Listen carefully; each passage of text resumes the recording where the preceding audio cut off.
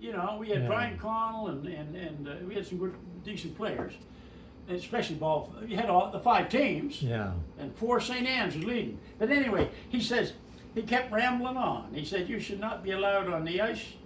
And when he said you've been drinking, that sort of got my blood boiling a little. I just sat there listening to him, and then, but when he said there's 700 of us in the rink, a priest standing there telling me that.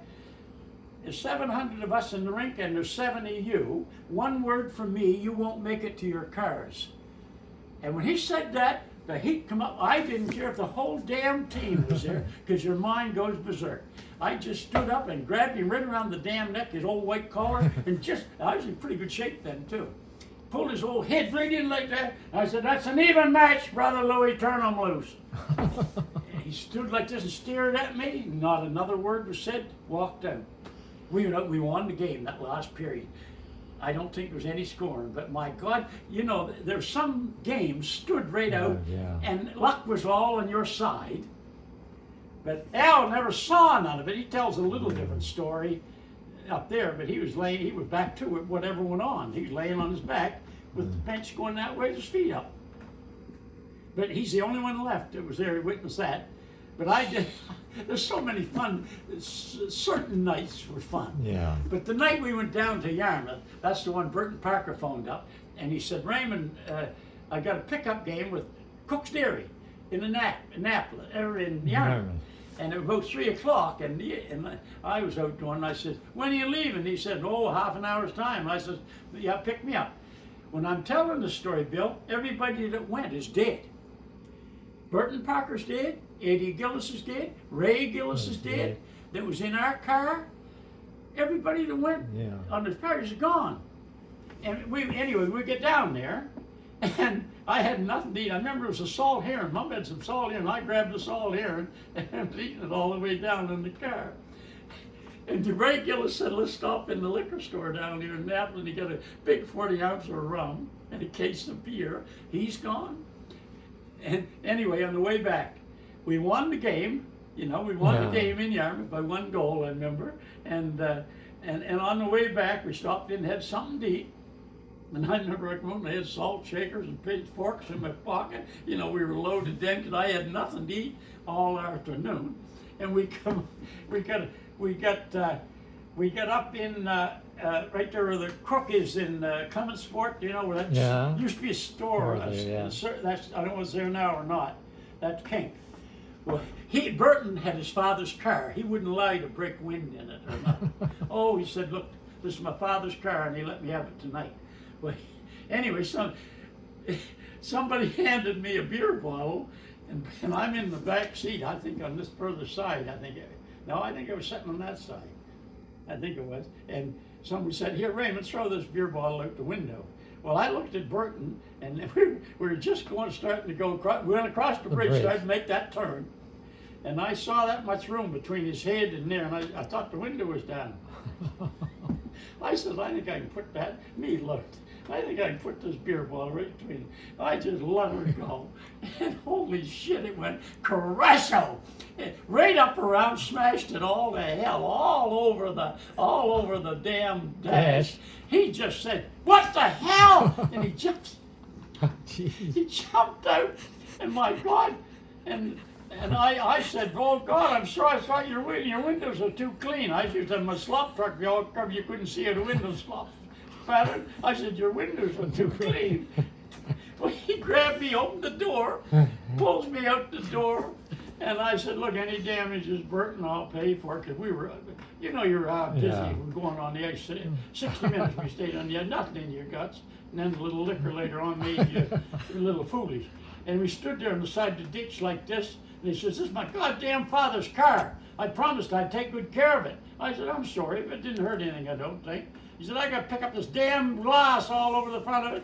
Anyway, someone said, he said, "Get in the damn car." And he started to put him in somebody else's rag. He passed another beer bottle.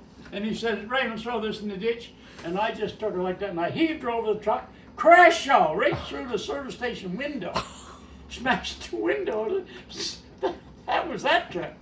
That's just the God's truth.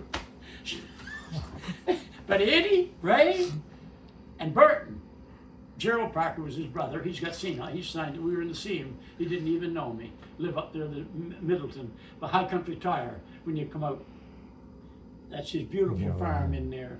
And I went in, and the caretaker or something was there. And I said, "Well, let's see Gerald for a minute." He says, "God, Raymond, I don't think he'd remember it. I'll tell him you were here." And Heather was with me that day. But you know, there's so many, like you said, they're either crippled, or don't know, or dead. Yeah. But that's life, I guess, Bill. Yeah. Oh my God. But to be your age and be able to remember and do the things you do. Well, it was fun. No, but I'm just saying that's why everybody that you know that you connected with are all gone. I mean, there's nobody. But I mean, it's sad, but all I'm glad about is you got along with them all. Most everybody was your friends. Yeah. Because a lot of fellas like. But so what you should do said, is. I know you don't mean to do it or something like that. But some of the stories of your lifetime, you should have it on record somehow. That. Oh my God! I've had a couple of fellows. Dave Whitman. He said, "I'm so busy. You know, my God, I got so much." He looks after Roxbury, and I don't. I just had fun. Yeah. You knew all your old uncles. Money was never an object to me. I never had a cent. Yeah. Linda knows about Aunt Nellie, Max Business College. She phoned me and she got angina of the heart, and she had Max Business College in Kentville, and she married to Dwight Foster. He owned a creamery in 1924. He died in 1925. I stayed with her 2 years up in Church Street, up to Newcomb's. I can remember Helen and Hattie, my God, the two daughters. And look, I'm telling you, that was when I was only 5 years old, and that old house still there, according to Spielman. She said that Newcomb's house still there. Yeah. And I went to school and stayed there when Mom had a blood clot. And I just think of the things that went on. And Aunt Nellie, and then when she got angina, she was still a young woman, strong. That's her over on the counter. Mom and her just strong as an ox. And I was always her favorite. 23 cousins and relatives, and they were all after her home, everything. And she wanted me to have everything. When she bought Uncle Neil's house, that house next door, 4 lots of land back there, and she phoned me in one day. I don't want to bore you with the story I've already told you. And she says, "Raymond, I don't want to, this is a funny story. All the men wanted her. She never had any children. And she had 5, 6 pursuers, or what do you call them? Yeah. Looking at her. Friends. And she was about hitting on 70. She lived to be 94. My God. And she said, she phoned me in that further window down there, and I was setting out a hedge out front for her. I love working with her. And she said, "Raymond, I don't like staying alone nights." And she says, "You come and stay with me nights, and I'll put everything in your name."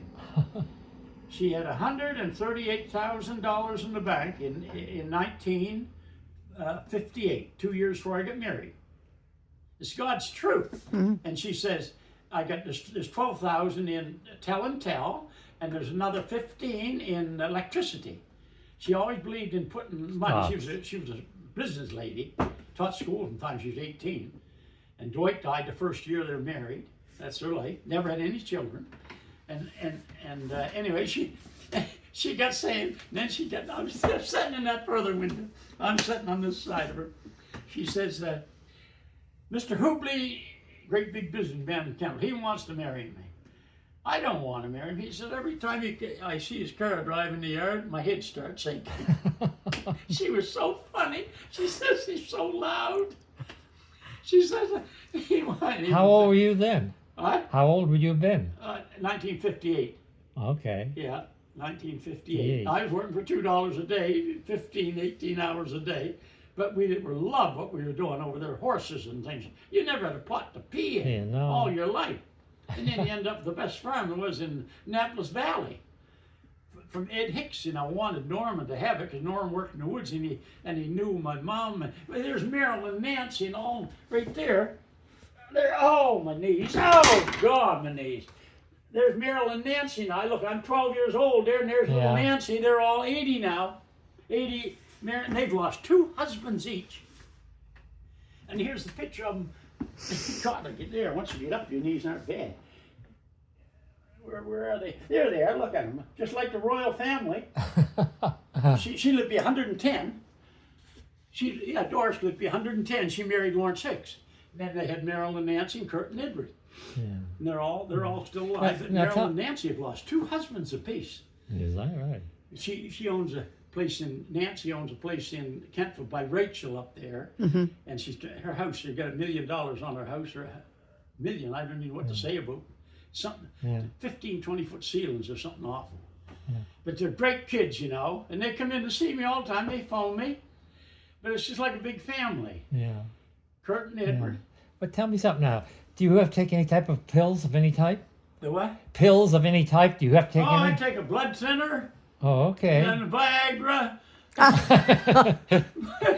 No, other than birth blood control, all those kinds. No, but the Any other available. I like taking pills. for high blood pressure. No, I don't know what the hell they are. I don't know. I take whatever they. No, don't get up. Jeez, No, they're right there. No, but over the years, I often wondered how you. Well, I never took any. One of the girls tell me I need a pill once in a while. I said, I mean, there's what I take. That big goose pill. One's a blood thinner. That looks like cod liver oil. That's a cod liver. Those 3 little ones there, whatever they are. One's a blood thinner. One's an aspirin, I believe. Is it? Or Yeah. what I don't know. I don't know what they are. I just eat. No.